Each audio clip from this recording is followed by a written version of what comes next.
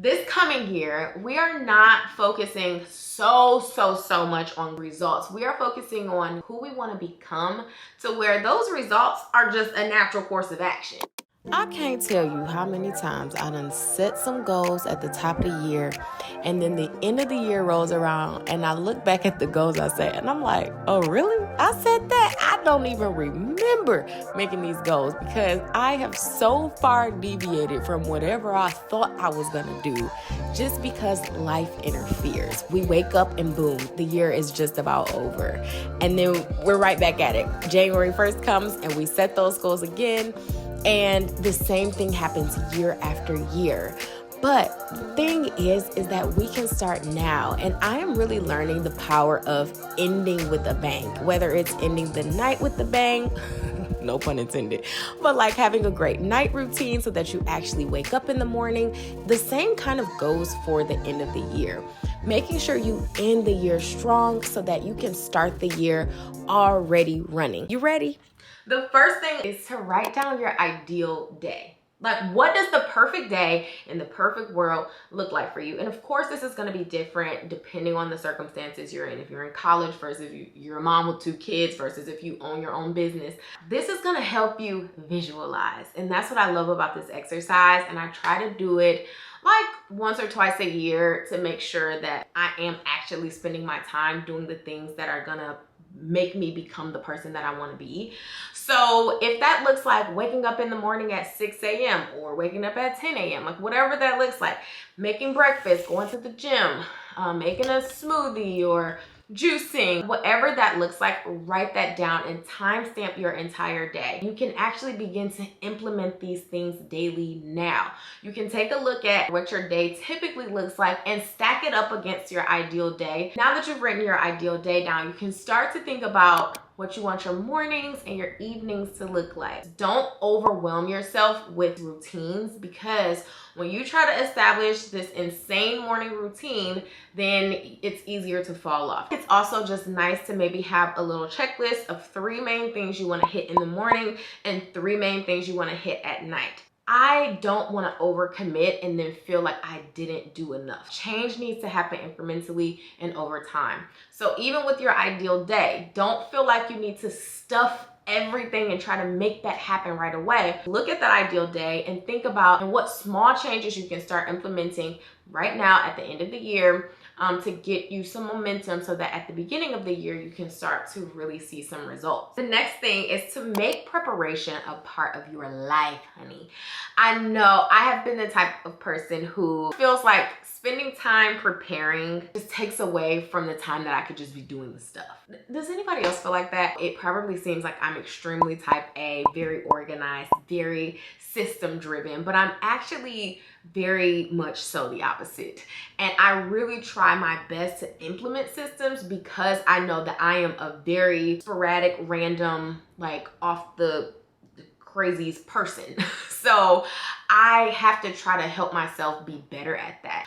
I have since been quarterly, weekly, monthly, and daily planning. Monthly and quarterly are a bit more high level, but on a weekly basis, Monday morning, I try my best to make sure I sit down and I write down all of my appointments for the week. I write down all the tasks I want to complete within the week. And then throughout the week, I'll just pull from that running list and plan my day and make sure I'm just committing to 3 things a day. I try not to overcommit and do way too many things in one day because I just end up feeling exhausted and burnt out. And I also like to prioritize other things outside of work in my life. So figure out what planning system works the best for you. I always say with my top 3 journal, it takes 3 minutes to fill out a daily page. You do not have to spend a lot of time preparing, but you do need to get what's in your head out. Next up is reward yourself for the wins. Big wins, the small wins, the medium-sized wins. In our top 3 notebook, we have a section for your reward of the day, your reward of the week, we have rewards all throughout it because it's such a huge part of our system. If you have checked off something from your list, you need to be rewarding yourself because that creates momentum. You know that you have something bright at the end of the road and you are working also a little bit to get to that. And so these small rewards just build up and they help your brain associate you doing something for yourself to a positive reward. The key is you cannot reward yourself if you did not do the things though. So every day I set a small reward, and it doesn't have to be anything big. It could be baking cookies, making some popcorn, a bath, watching a new movie or my favorite show, or decorating the Christmas tree. Make it something that you actually want, and don't do it if you didn't finish your top 3 or you didn't finish what you committed to. And do it, really be intentional about doing it when you did do those things. Now I want you to purge and organize your space.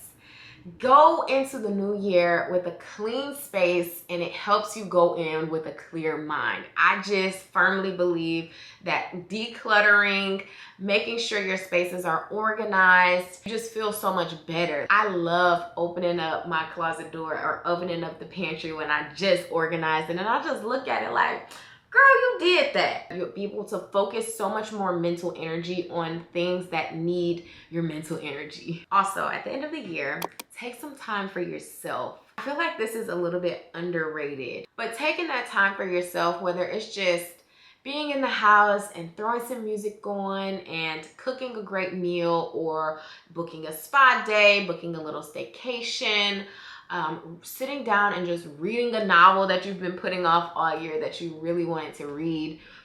Do something that feels good to you and just like nurtures your soul, because I feel like a lot of times these videos, they undervalue the power of just enjoying your life in the moment that you're in. It's always like, look back on what you did or didn't do. Look forward to what you're gonna do or what you wanna do. Like, it's just kind of like you're always in either looking back mode or looking forward mode. And it's just like taking time to be present with family, having fun, creating memories.